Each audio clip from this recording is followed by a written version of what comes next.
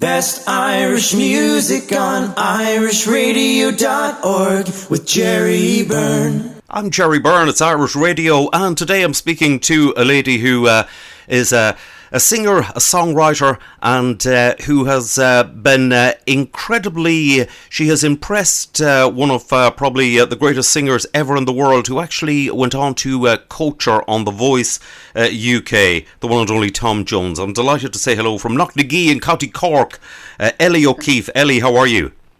I'm good, thanks. But, not too bad, no at all. That's great. So, Elly, Tom Jones, my old BFF. Yeah, it's not everybody that has been coached by Tom Jones. Yes, I mean, it was pretty overwhelming to meet him. I mean, he's an absolute legend. Like, I mean, he sang with everyone, you know. He's been around a long time, and he was extremely nice. He's a lovely man, very kind of charismatic. He's good humour, like, and good banter and stuff as well with him. But so yeah, it was great. Like, it was a really good experience being on the show. Not my ideal kind of I suppose road that I would have went, like, hence why I've never done it. You know, earlier on in my career, I just didn't really feel like it was the right path for me. But I suppose at this stage of my career, they had contacted me to come on the show, and I was just after coming back from Nashville after recording an EP. And then I just thought, sure, I might as well see. I'll see how it goes. And I went to the first few rounds, and I was really surprised and, like, impressed with the way the show was running stuff. And then, sure, before I knew it, then I was doing a blind audition, and yeah, it was extremely nerve wracking. But I was really proud of myself, and I got the 3 turns anyway. So yeah, it was a really good experience. But again, I think as the show went on, I kind of felt like after the blind audition, it kind of changed a bit, where I wasn't really doing what I wanted to do. Like, you know, I didn't even have my guitar. I was singing stuff I didn't really, you know, personally connect to it, let's say. So yeah, I found it difficult in the last 2 rounds. I was happy to come off it when I did, just at the knockout stages, you know. Right. But overall, a great experience. And, like, Tom is a gentleman. Like, he was lovely, and great time for me. Like, you know, he just said, you know, you have a great voice, and you've just got that lovely Irish lilt, and it's really, you know, I can hear that you've grafted your craft for a long time. And they were all lovely. Megan Trainor was lovely as well to me. She was really very much interested in my career as an artist as well, because she felt that she started out the kind of same way that I was pursuing my career. She's obviously like a mega pop star now, and she's really good at doing that. But yeah, it was amazing. Yeah, and I got to meet Shania Twain as well, so that was like, what the hell, like. Yeah, excellent stuff. Excellent. You couldn't beat that. I mean, that's that's sensational. How long have you actually been been writing some of your own material? I've been writing for years, Jerry. Like, I started writing when I was about 19. Well, I moved up to Cork, so I'm from Knocknaghee.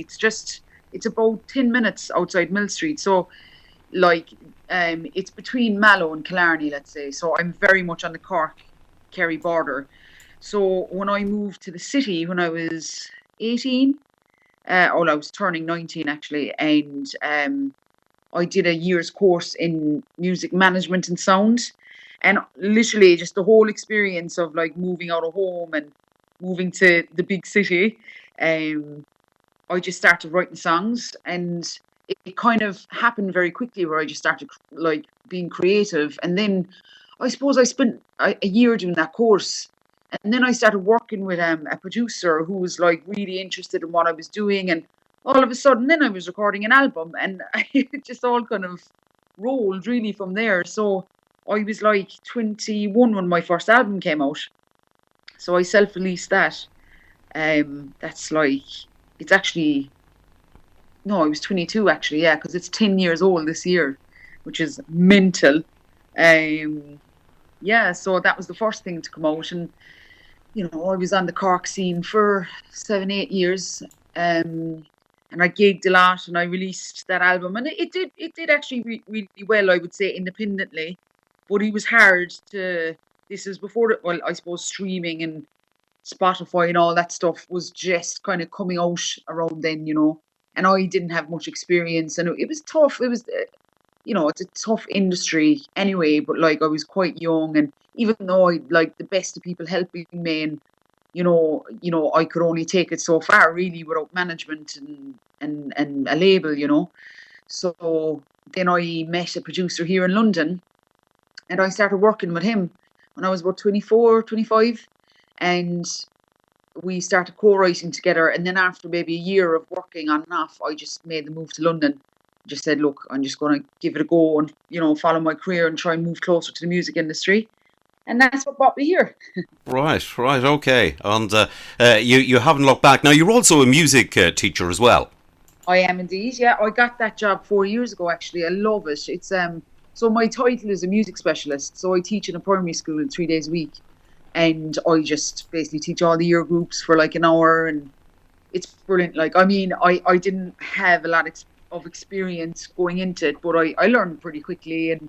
And I love it. It's a real passion of mine that I never really knew I had until I actually took the job, So yeah, I love that. It's St. Raphael's out in Northolt. So I do that 3 days a week. Yeah. Excellent stuff.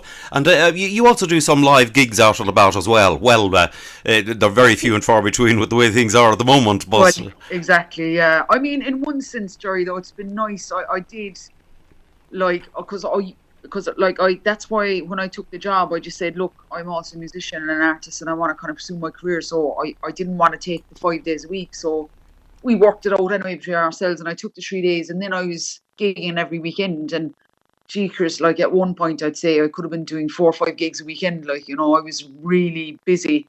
I joined the cover band as well called Contraband. That's what, because I was living in East London for the first 2 years, and then I joined Contraband, which was all the work was in West London.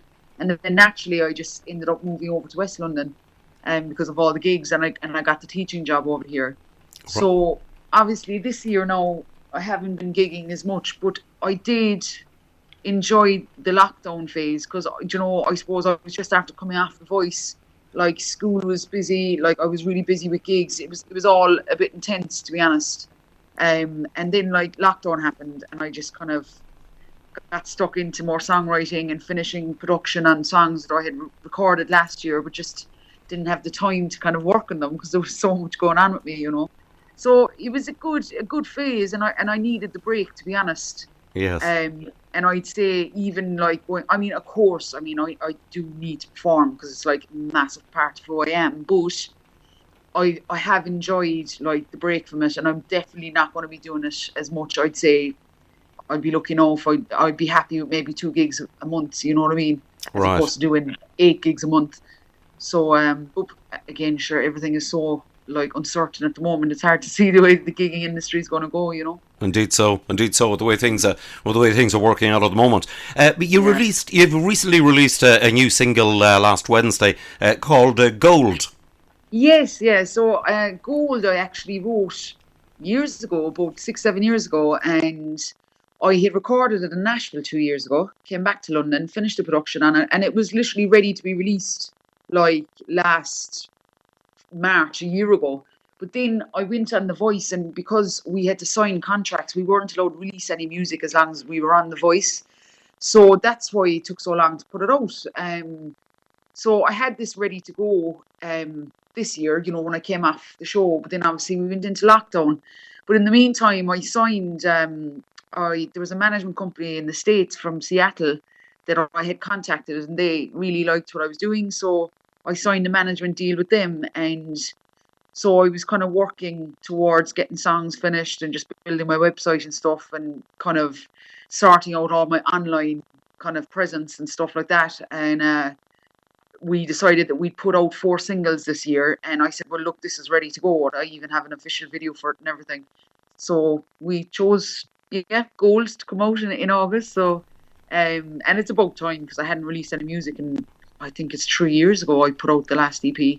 So yeah, it was really exciting to put out new music, and it's been well received. I actually was on radio as well this morning over in Ireland, 103 FM. Okay, yes. Interviewed, and that was really nice. And I was on Red FM last Friday, and so the support from home has been amazing throughout this whole year, between being on The Voice and releasing my own material again. It's a really nice feeling to see how supportive people are and just how happy they are to see me kind of doing my thing, I guess. Indeed, that's absolutely excellent. And how would you describe your music? You were saying about Nashville, and you've got a Nashville management. Would you? I mean, are you leaning towards country, or is it middle of the road, or is it easy listening?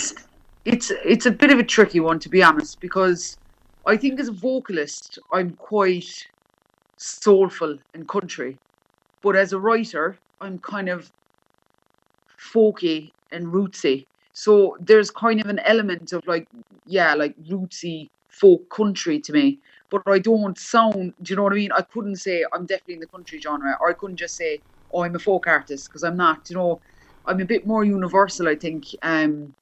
So I would say the best way to describe my music is it's I love writing ballad stuff, big kind of emotional, kind of heartbreaking songs. But there's definitely a rootsy edge vibe to me as well, because I play guitar as well as piano. So the songs kind of have, different dynamic and stuff. But yeah, so it's hard to kind of pinpoint me, to be honest. But I would say I'm like a folk rootsy songwriter with kind of like a big voice, let's say. right. Certainly have, yeah, and that was like, proved. And I mean, like, Nashville is the home of music, regardless of whether you're a country artist or a soulful artist, or like everyone goes there to experience it. You know what I mean? And that was just an experience I had. I went out there for 10 days, recorded an EP. I did like 4 gigs, and I had a couple of meetings, and it was a brilliant experience. But the actual management company I've signed with are based in Seattle, even though I do have offices in Nashville and Los Angeles. But yeah, I mean, it's very early days as well with them. I literally only signed with them there about 2 months ago, so we'll see how this year goes. I'm happy to be releasing music anyway so far with them. So see how it goes. That's all you can do. Listen, Elly, it's been lovely to catch up with you, and I wish you all the success in the world.